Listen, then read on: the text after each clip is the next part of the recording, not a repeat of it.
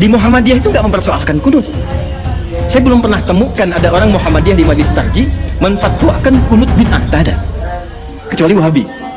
Ya, kecuali Wahabi. Tak pernah saya temukan.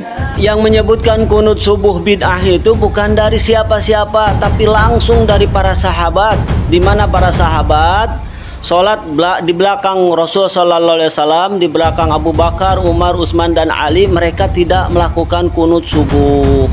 Jadi mohon maaf ya, karena ini menyangkut perkara yang besar. Kalau menuduh kepada sahabat dengan tuduhan yang negatif, itu termasuk sifat zindiq. Zahirnya terlihat seperti Islam, tapi hatinya ada kemunafikan atau bahkan ada kekufuran. Dia hanya menggunakan satu hadis lalu menyimpulkan hadis.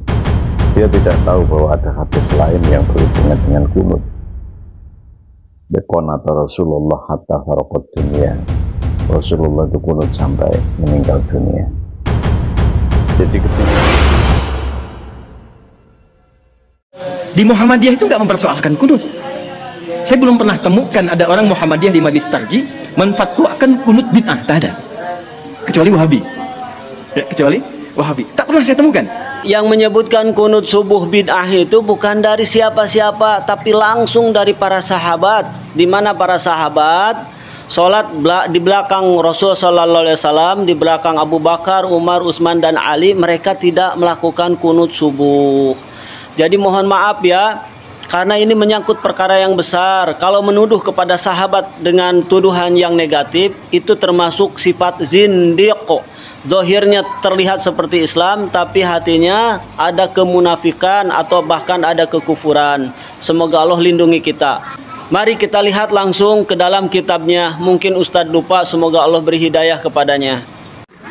Dari Sa'id bin Thariq al-Asja'i radhiyallahu anhu qala, qultu li abi, aku telah bertanya kepada bapakku, ya abati, hei ayah, innaka qad shallaita khalfa Rasulullah sallallahu alaihi wasallam. Sungguh engkau pernah salat bersama Rasul sallallahu alaihi wasallam, langsung di belakangnya Rasul, wa Abi Bakar wa Umar wa Utsman wa Ali, dan juga di belakang para khulafaur rasyidin.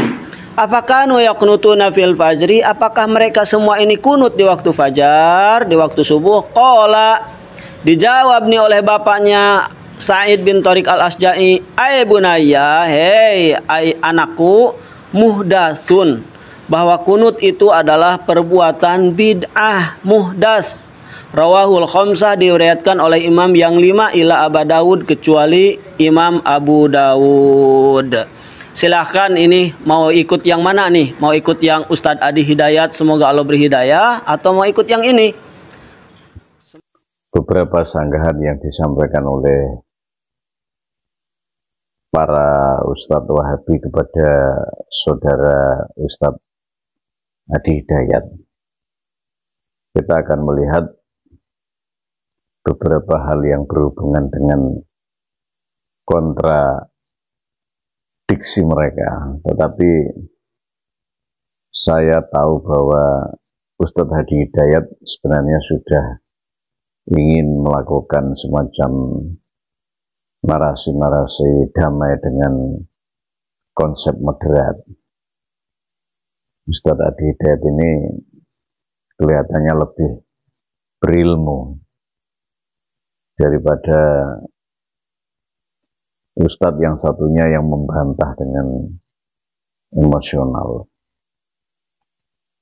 Saya kira sudah pas yang disampaikan oleh Uwah, bagaimana dia menyatukan sebuah perbedaan-perbedaan itu dengan cara menghaluskan narasi yang baik. Sehingga yang diinginkan oleh Uwah itu sebenarnya supaya tidak ada percekcokan-percekcokan yang tidak berakhir. Mau kunut silahkan, mau tidak silahkan. Tetapi dalam insinuasi narasi yang disampaikan oleh Ustadz yang satunya, itu lebih banyak pada emosional. Ia langsung menjustifikasi sesuatu hal yang dianggapnya tidak ada pada masa Rasulullah, bid'ah. Dia hanya menggunakan satu hadis, lalu menyimpulkan hadis. Dia tidak tahu bahwa ada hadis lain yang berhubungan dengan kunut. Qanata Rasulullah hatta faraqat dunia. Rasulullah itu kunut sampai meninggal dunia. Jadi kepicikan-kepicikan yang dilakukan itu adalah hanya untuk melawan UAS, ya, dengan supaya beda pemahaman dengan UAS, dan hasil dari kesimpulan dia membid'ahkan. Padahal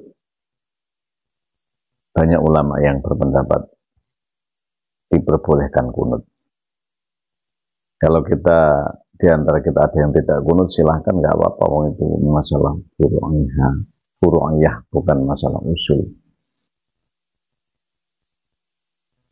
Lalu Wah juga mengatakan bahwa di Muhammadiyah pun tidak ada tentang larangan untuk kunut. Walaupun di sana banyak atau kebanyakan dari teman-teman Muhammadiyah tidak kunut, tapi tidak membuat sebuah statement yang dimana statement itu mencoba untuk mengkontradisikan antara satu pendapat dengan pendapat yang lain.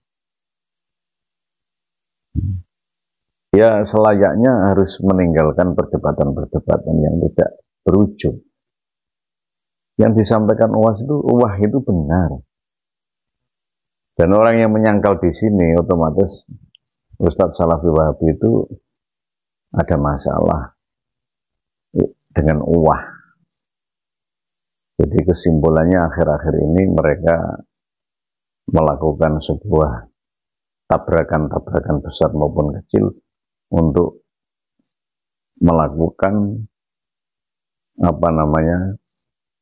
glorifikasi persoalan, dan kemudian sepertinya menjatuhkan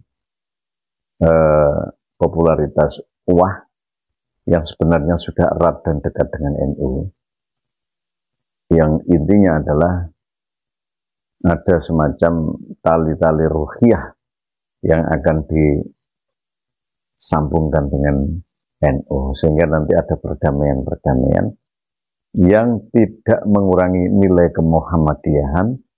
Lalu kemudian ada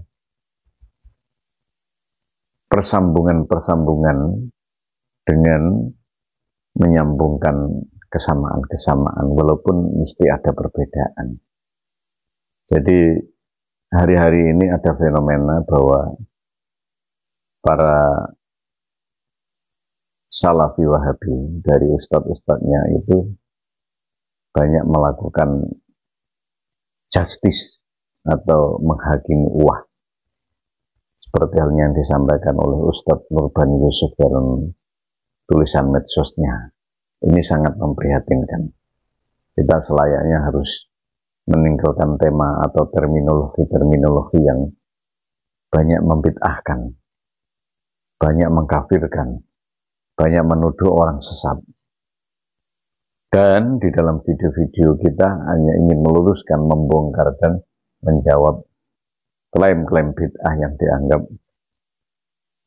baik menurut mereka yang membid'ahkan. Semoga Allah memberikan kedamaian. Semoga Allah membuka hatinya orang-orang yang sering menuduh bid'ah, dan sering menuduh kafir, dan sering menuduh musyrik kepada sesama, karena itu adalah bagian dari penyakit hati yang harus dihilangkan dalam kehidupan kita. Wallahu a'lam bishawab.